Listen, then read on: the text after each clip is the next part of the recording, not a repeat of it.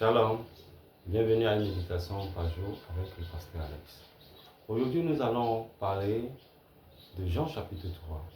Nous allons méditer sur Jean chapitre 3, la discussion de Nicodème avec le Seigneur Jésus. Jean chapitre 3 nous parle de deux scènes qui concernent la discussion du Seigneur Jésus avec Nicodème.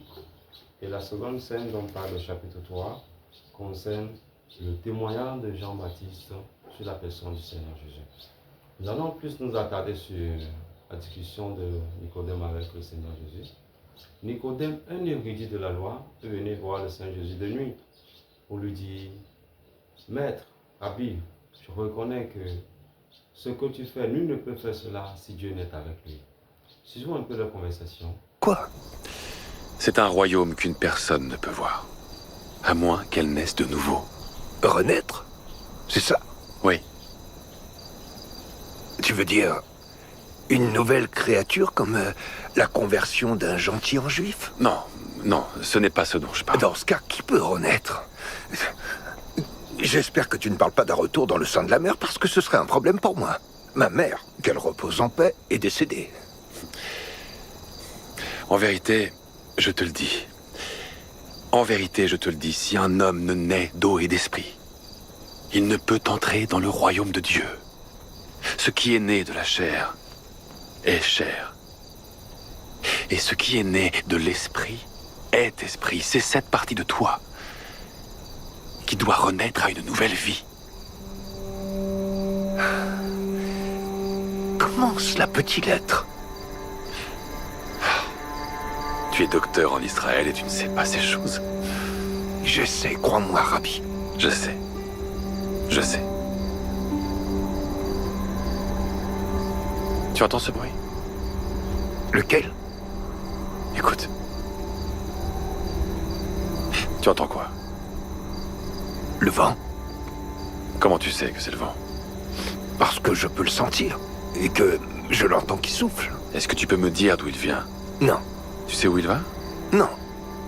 C'est exactement ce que veut dire renaître de l'esprit. L'esprit peut agir d'une manière qui est un mystère pour toi. Et bien que tu ne puisses pas voir l'esprit, tu arrives à reconnaître ses effets. Mon esprit ne peut se défaire de l'impact et de l'émoi que provoqueraient ces paroles au sein des enseignants de la loi. Oui. Et je ne m'attends pas à ce qu'il en soit autrement. Je te parle de ce que j'ai vu et de ce que je sais. Et cela n'a pas été entendu et compris par les chefs religieux. Admets que c'est Si difficile. tu ne crois pas quand je te parle des choses terrestres, comment pourras-tu croire quand je te parlerai des choses célestes? Je crois en ta parole. Mais je crains que tu n'aies pas l'occasion d'en faire profiter le plus grand nombre avant d'être réduit au silence. Je suis venu pour faire plus que répandre ma parole. Plus de miracles. Oui. Mais encore plus que ça. Tu te souviens quand les enfants d'Israël se sont plaints contre Dieu et aussi contre Moïse dans le désert de Paran? Oui, ils voulaient retourner en Égypte et ils maudissaient la manne que Dieu leur envoyait. Et ensuite? Ils ont été mordus par des serpents. Et ils agonisaient. Mais Mais Dieu a créé un moyen pour qu'ils soient guéris. Moïse éleva le serpent d'airain dans le désert et il n'avait plus qu'à le regarder. Il faut aussi que le Fils de l'homme soit élevé, afin que quiconque croit en lui ait la vie éternelle. Notre peuple ne meurt pas des morsures de serpents. Il meurt des charges trop lourdes et de Je suis l'oppression. désolé de te décevoir. Mais je ne suis pas venu pour délivrer le peuple du joug de Rome, Alors de quoi? du péché. Le sauver de la mort spirituelle.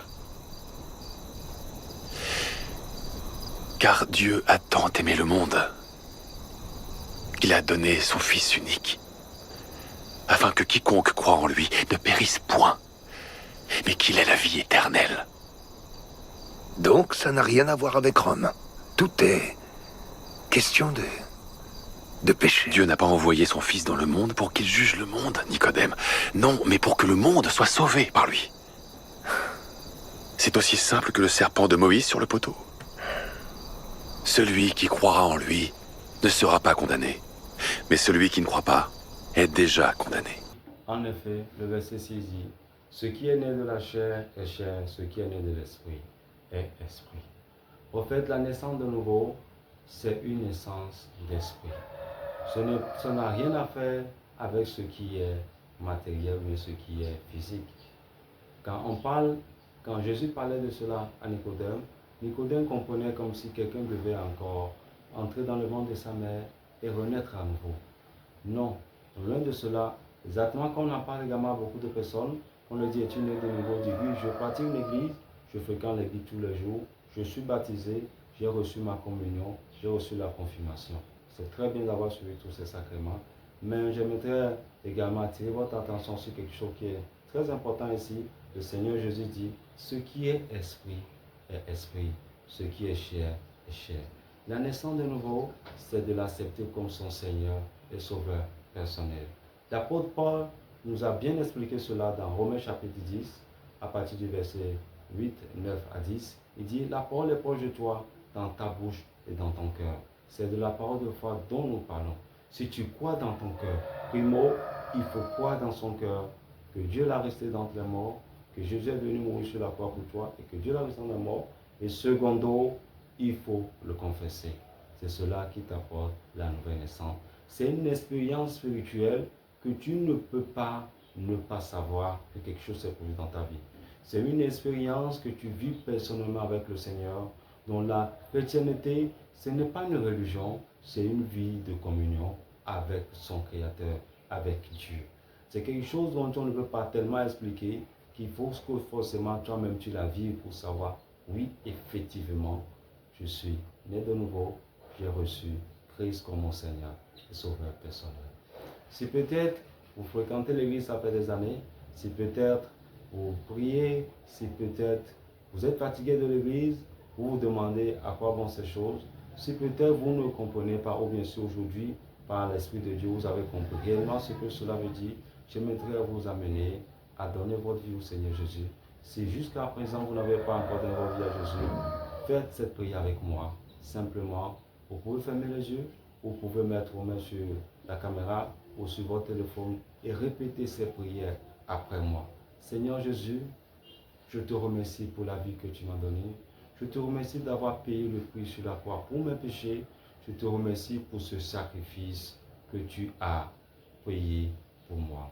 Aujourd'hui, je crois dans mon cœur que tu es venu, que tu es mort, que tu es ressuscité d'entre les morts. Je te confesse aujourd'hui et je t'accepte comme mon Seigneur et Sauveur personnel. Amen. Si tu as fait cette prière, je voudrais te demander de t'abonner. Abonne-toi à cette chaîne. Va encore loin, partage également à d'autres personnes qui n'avaient pas encore reçu, qui n'ont pas compris et qui ne comprennent pas pendant que tu discutes avec eux. Partage ces vidéos avec eux et que le Saint-Esprit fasse quelque chose de nouveau dans leur vie. Pendant que tu me suis, c'est bien, tu es né de nouveau. On le dit d'habitude, quand quelqu'un naît, quand on amène un enfant, un bébé dans un monde, on ne le laisse pas grandir de lui-même. On lui donne le lait, on le prend soin de lui, on l'exhorte, on le réconforte. La même chose, tu as également besoin de ces mêmes choses. D'où cette méditation par jour. Sois connecté. Le lendemain également, nous allons parler de Jean chapitre 4. Tu peux déjà lire Jean chapitre 4. Sois assoiffé de cette parole. Lis Jean chapitre 4 et au rendez-vous, tu suivras également et pose des questions sans fruit.